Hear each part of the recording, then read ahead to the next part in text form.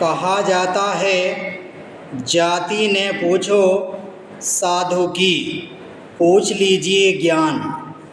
कहने का तात्पर्य यह है कि प्रत्येक व्यक्ति की पहचान उसके ज्ञान से होनी चाहिए, किसी अन्य आधार पर नहीं।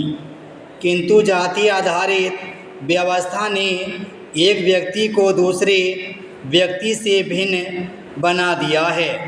यूँ तो भारत में प्राचीन काल में कर्म आधारित जाति व्यवस्था को अत्यंत उपयोगी सामाजिक व्यवस्था के रूप में देखा गया, लेकिन समय के साथ साथ कर्म आधारित जाति व्यवस्था जन्म आधारित सामाजिक व्यवस्था की संकीर्ण रूढ़ियों से जकड़ गई और फिर धीरे धीरे सामाजिक विखंडन की ऐसी प्रक्रिया आरंभ हुई कि किसी युग में समाज को जोड़कर परस्पर पूरक बनाने तथा राजनीतिक, आर्थिक एवं सामाजिक दृष्टि से सामाजिक एकता को सुदृढ़ बनाए रखने की जो व्यवस्था की गई थी, वही समय बीतने के साथ अनुपयोगी सिद्ध होने लगी।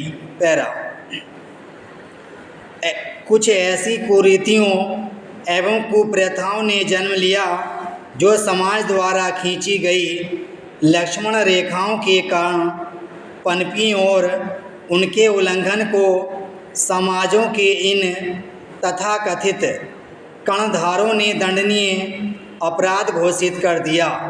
सामाजिक बहिष्कार का दंड विधान और समाज से बहिष्कृत होने का भय किसी मुस्लिम को हिंदू से या हिंदू को मुस्लिम से या फिर एक जाति के सदस्यों को किसी अन्य जाति के सदस्यों से प्रेम या विवाह करने से रोकता है।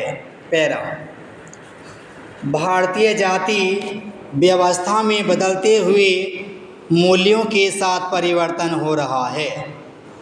आज धन एवं शिक्षा जैसी सुविधाएं उच्च एवं निम्न दोनों जातियों के सदस्यों की पहुंच के भीतर हो गई हैं। इन परिवर्तनों का आरंभ मुख्य रूप से 19वीं शताब्दी से हुआ, जब राजा राम मोहन राय और कुछ अन्य प्रगतिवादियों ने जाति व्यवस्था के विरोध में आवाज़ उठानी शुरू की।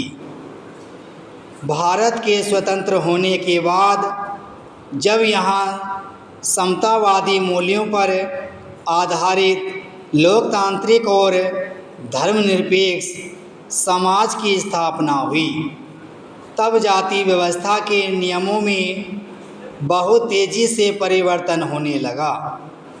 औद्योगिकरण, नगरीकरण, शिक्षा, स्त्री जागरूकता तथा गतिशीलता में वृद्धि होने से जाति व्यवस्था के बंधन शिथिल पड़ने लगे। इसके अतिरिक्त जाति पंचायतों तथा संयुक्त परिवार के विखंडन के कारण जाति व्यवस्था को उसी पुराने रूप में बनाए रखना संभव नहीं रह गया।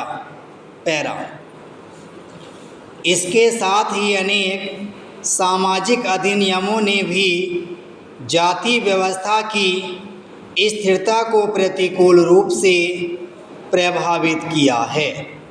स्वयं जाति व्यवस्था से उत्पन्न दोषों ने भी लोगों में इसकी उपयोगिता के बारे में संदेह उत्पन्न कर दिया है। जातिगत विभेद को दूर करके ही एक स्वस्थ राष्ट्र का निर्माण किया जा सकता है। इसलिए यह व्यवस्था की गई है कि राज्य किसी भी नागरिक के प्रति धर्म, वंश अथवा जाति के आधार पर किसी प्रकार का भेदभाव नहीं करेगा।